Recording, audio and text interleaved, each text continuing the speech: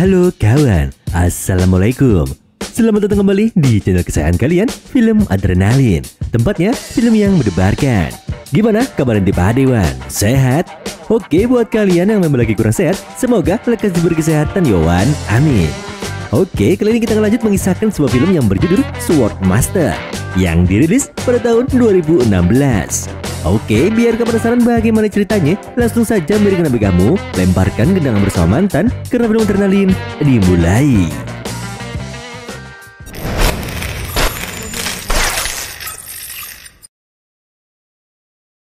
Pada suatu malam, ada seorang pria misterius bergaya awut-awutan sedang menyeberangi jembatan. Namun, langkahnya terhenti ketika seorang pendekar menghadangnya. Pria tersebut bernama Yancy, seorang asasin bayaran paling berbahaya di masa itu. Pendekar itu ingin membalas dendam atas kematian adiknya yang dikabarkan dihabisi oleh Yancy. Dengan emosi yang memuncak, pendekar itu menanyakan siapa yang meminta Yancy untuk melakukan tindakan biadab tersebut. Namun, Yancy sebagai seorang profesional tak mengungkapkan apapun, sehingga memicu perkelahian yang sengit. Sebagai asasin bayaran handal dengan jurus mematikan, Yancy mudah mengalahkan lawannya.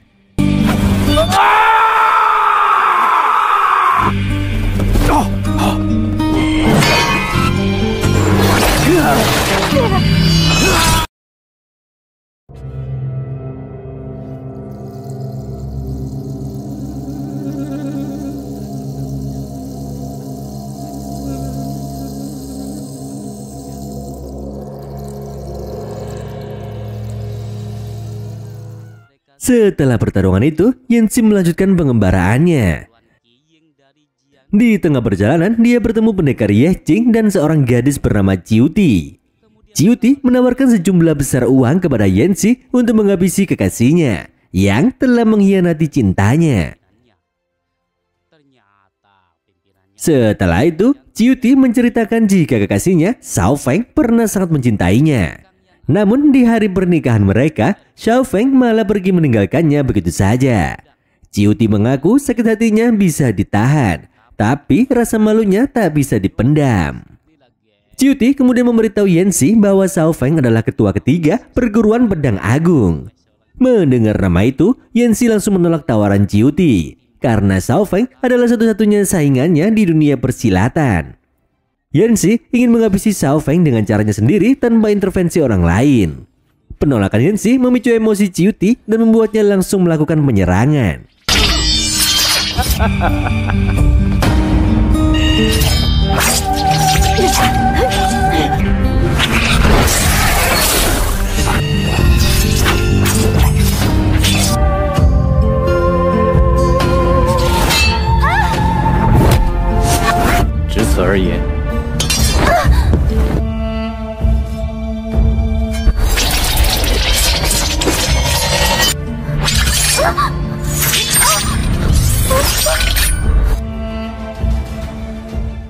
Meskipun Yancy mudah mengalahkan Ciuti, dia tak tega menghabisinya dan memilih pergi. Di keesokan harinya, Yancy mendatangi markas perguruan pedang agung untuk melawan Xiao Feng. Namun, ayah Xiao Feng mengabarkan jika Xiao Feng telah meninggoy sebulan lalu. Yancy terkejut dan tak percaya. Dengan emosi meluap, dia melampiaskan kekecewaannya dengan membelah peti bertuliskan nama Xiao Feng.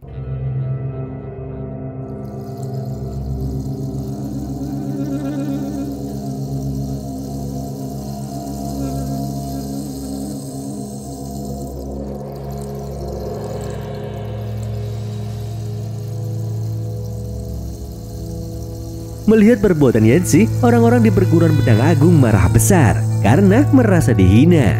Mereka kemudian menyerang Yancy secara brutal. Namun, ayah Xiao Feng tercengang melihat kehebatan Yancy. Ayah Xiao Feng segera menghentikan pertarungan itu dan berkata, jika seorang pendekar kehilangan lawan terbaik, memang sangatlah menyakitkan. Kehilangan lawan seimbang membuat kita merasa kesepian dan kehilangan arah. Di tengah perbincangan itu, Yancy tiba-tiba terbatuk darah seperti orang terluka parah. Dia pun segera pulang dengan perasaan kecewa karena selama ini telah berlatih keras sejak usia 10 tahun untuk mengalahkan Xiao Feng, supaya menjadi legenda di dunia persilatan. Namun semuanya telah sirna begitu saja. Kekecewaannya membuatnya membuang pedangnya sebagai tanda mundurnya dia dari dunia persilatan karena tak ada lagi lawan sepadan dengannya. Sementara itu, Ciuti yang baru saja mendengar berita kematian Xiaofeng tampak frustasi. Dia lalu memerintahkan pengawalnya yaitu Ye Qing untuk menikahi pelayannya, yaitu adik Siti, agar Ye Qing tidak menderita karena cinta seperti dirinya. Namun, Ye Qing menolak dengan tegas karena masih mencintai Ciuti sendiri. Ciuti yang masih terikat cintanya pada Xiaofeng menolak cinta Ye Qing. Mendengar penolakan Ciuti, Ye Qing sangat patah hati dan melakukan tindakan drastis sebagai bukti cintanya. Sementara itu, seorang pria mabuk mendatangi rumah bordil. Mengira ada banyak uang, tante di rumah bordil langsung mempersilakannya masuk tanpa basa-basi. Ternyata pemuda itu tak memiliki uang sama sekali dan mengaku tak memiliki nama. Tante rumah bordil terkejut dan memutuskan untuk memberinya nama yaitu Aci. Sebagai ganti rugi menginap selama 4 hari, Aci dipaksa menjadi pelayan di tempat tersebut.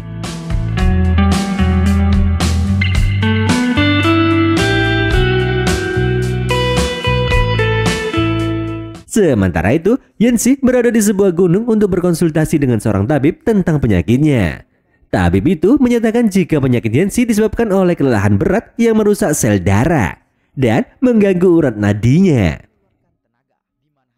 Tabib itu menyimpulkan jika nyawa Yanxi tak bisa tertolong lagi dan hanya tertinggal menunggu waktu. Tabib tersebut memberikan obat kepada Yanxi untuk meningkatkan kekebalan tubuhnya, meskipun tak dapat menyembuhkan penyakit kronisnya. Tabib itu juga menyarankan Yanxi untuk menggunakan sisa hidupnya dengan bijak, serta tak menyesali apapun. Mengingat waktunya sudah sangat terbatas, setelah bertemu tabib, Yanxi yang menyadari ajalnya sudah dekat memutuskan untuk mengunjungi kuburan. Dia ingin menyiapkan tempat peristirahatan terakhirnya yang dipersiapkan diri untuk kematian yang tak terhindarkan. Sementara itu, di rumah bordil, Mumu sedang menagih bayaran dari 2 pria yang telah menggunakan jasanya. Namun mereka enggan membayar yang membuat Mumu marah dan memaksa mereka melunasinya. Keributan pun terjadi. Aci mencoba membantu dan menyuruh mereka untuk membayar. Namun ketika kedua pria itu melihat Aci tak terluka parah meskipun diserang, mereka menjadi takut dan segera membayar.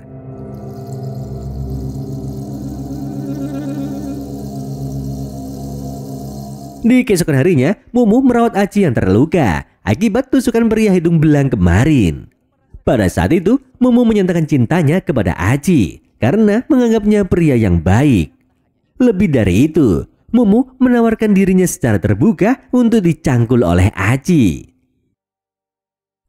Di keesokan harinya, Aci yang merasa hidupnya tak berarti, dia pun memutuskan untuk mengakhiri hidupnya.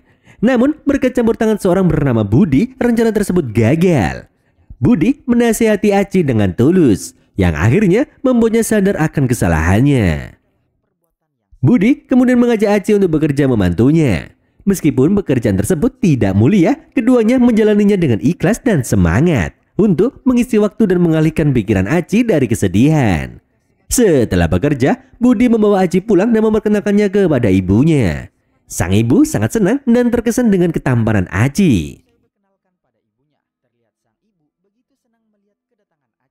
Keluarga sederhana itu lalu mengajak Aci makan bersama. Budi menceritakan tentang adik perempuannya yang bekerja di kota dan hanya pulang sekali sebulan. Di malam itu, Mumu mengalami kekerasan dari pelanggan kasar di rumah bordil yang menyebabkan luka parah di seluruh tubuhnya. Merasa terluka dan lelah, Mumu memutuskan untuk pulang kampung. Ternyata Mumu adalah adik perempuan Budi dan menambah kejutan pada kejadian malam itu. Di pagi harinya, Aci menanyakan tentang luka di tubuh Mumu. Namun Mumu menjawab jika dirinya sudah tak mau bekerja di tempat haram itu lagi karena uangnya sudah terkumpul cukup banyak dan dirasa bisa digunakan untuk memulai hidup yang baru. Di rumah bordil, bos besar merasa kehilangan Mumu sebagai aset berharganya karena Mumu dikenal berani melayani siapapun dengan bayaran yang tepat. Bos besar memerintahkan anak buahnya untuk menjemputnya secara paksa. Singkat cerita, di saat Mumu sekeluarga sedang berada di pasar, tiba-tiba orang suruhan bos besar datang.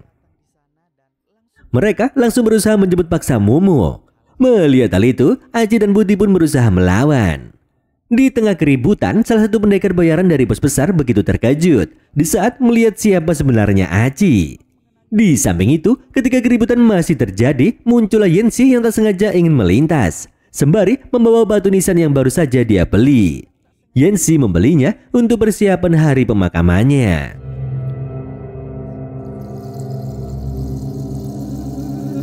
Pimpinan preman sewaan yang melihat Yanxi dan Aci berada di tempat itu dengan penuh ketakutan, dia pun segera kabur dari sana sampai kencing di celana.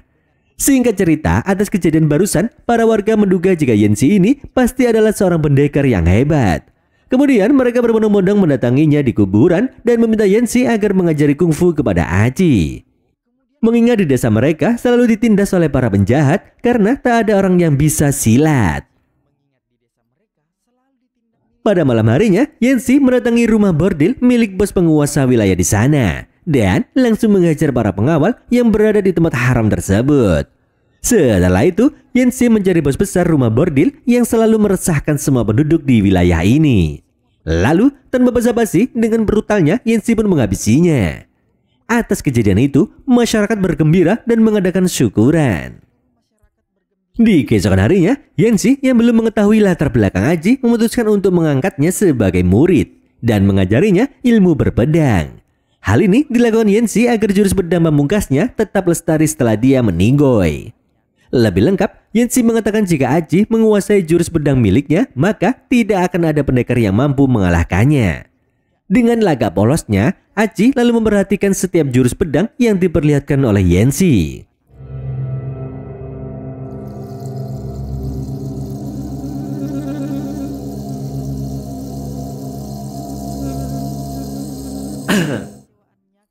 Setelah selesai melatih, Yanxi duduk di pinggir danau dan menceritakan kekecewaannya. Selama ini, dia belum sempat melawan master pedang Xiaofeng, sosok yang diakui kehebatannya oleh dunia persilatan.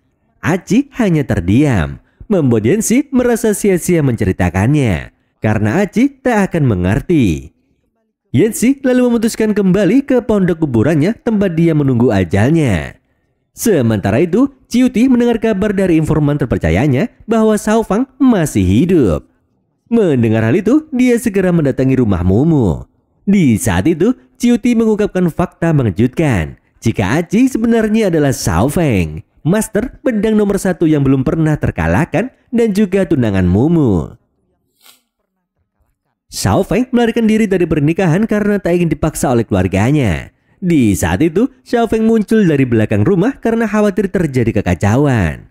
Dengan berat hati, Xiaofeng pun memilih pergi bersama Ciuti. Mumu pun jadi terluka hatinya karena kehilangan pria yang dia cintai. Di keesokan harinya, di kuburan Yanxi dikagetkan oleh seorang pengunjung yang membawa kabar mengejutkan jika Xiaofeng, master pedang terkenal, masih hidup dan kini menggunakan nama Aci. Mendengar berita ini, semangat petarung Yanxi kembali membara. Yanxi menyadari jika dia telah mengajarkan semua jurus pedangnya kepada Xiaofeng, yang membuatnya yakin tak bisa mengalahkannya.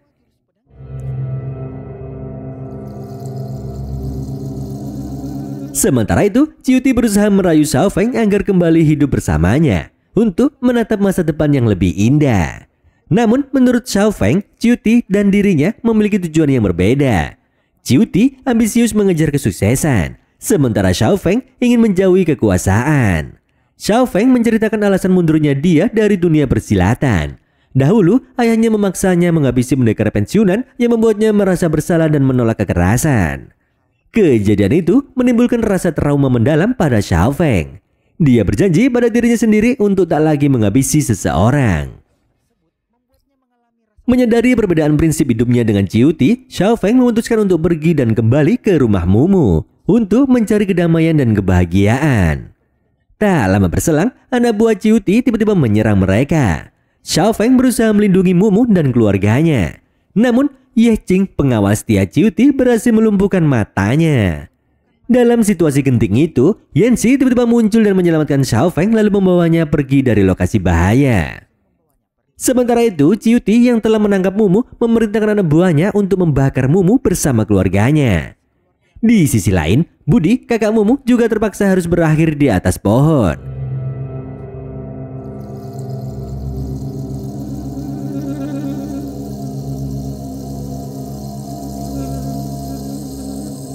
Pagi harinya, Xiaofeng dan Yanxi memeriksa kampung yang sudah hangus terbakar. Mereka menemukan tubuh ibu Mumu yang sudah tak bernyawa, sementara Mumu sendiri masih hidup. Meskipun Mumu mengalami luka bakar parah di seluruh tubuhnya, Xiaofeng dan Yanxi segera membawa Mumu dan berusaha menyelamatkan nyawanya. Yanxi segera memberikan pil penyelamat nyawa kepada Mumu yang diberikan tapi beberapa minggu lalu. Pil itu dipercaya dapat menyelamatkan nyawa seseorang. Setelah itu, Yanxi memarahi Xiaofeng karena hanya diam saja melihat kebiadaban Ciuti. Xiaofeng menjawab jika dia telah melakukan banyak kejahatan di masa lalu dan tak ingin menghabisi orang lagi. Namun, Yanxi terus memotivasi Xiaofeng, menyatakan jika tujuan mereka adalah mengalahkan penjahat, bukan menghabisi orang tak bersalah. Yanxi juga memberitahu Xiaofeng jika perguruan Ciuti sedang menuju perguruan pedang agung tempat asal Xiaofeng untuk menghancurkannya.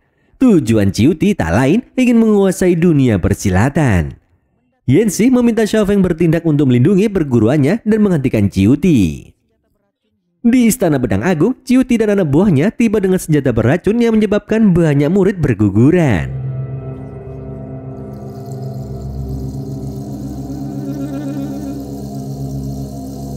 Yanxi dan Xiaofeng tiba tepat waktu dan langsung menyerang. Dengan jurus-jurusnya, Xiaofeng melumpuhkan prajurit Ciuti tanpa menghabisi mereka untuk menunjukkan komitmennya, yaitu tak menghabisi orang lagi. Melihat kedatangan Xiaofeng, Ye Jing yang membencinya karena cintanya ditolak Ciuti menyerang Xiaofeng. Namun Xiaofeng dengan mudah menahannya. Ciuti yang patah hati dan emosional juga menyerang Xiaofeng.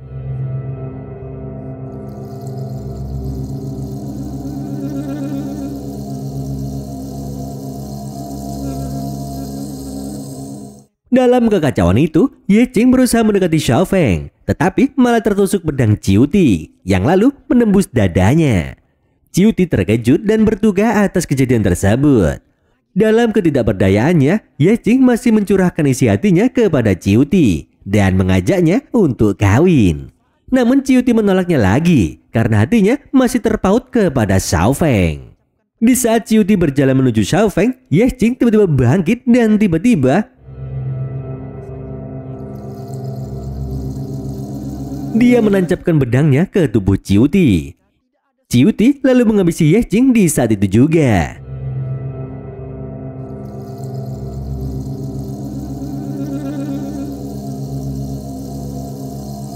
Dalam kondisi meregang nyawa, Ciuti meminta maaf kepada Xiaofeng dan mengajaknya untuk menikah.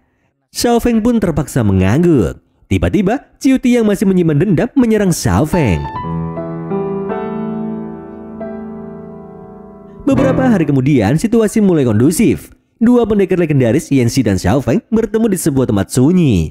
Yanxi dengan penuh hormat memohon kepada Xiaofeng untuk menerima tantangannya.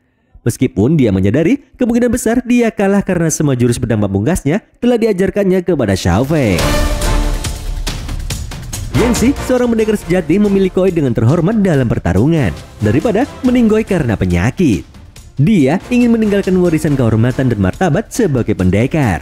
Dan mereka pun akhirnya saling mencabut pedangnya.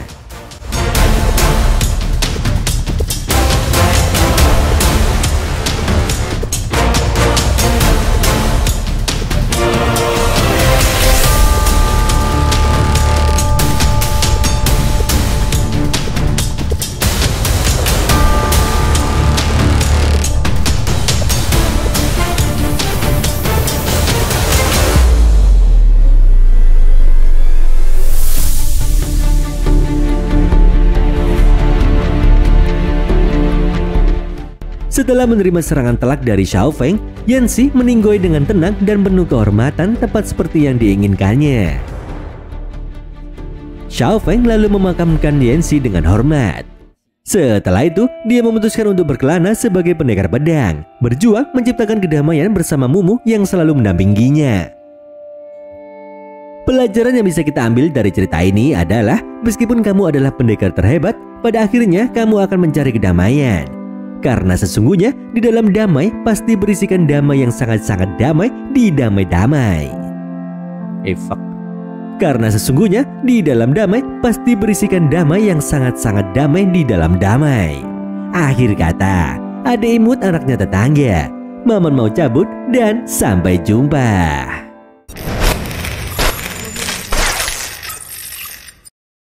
Cur, adik imut teh.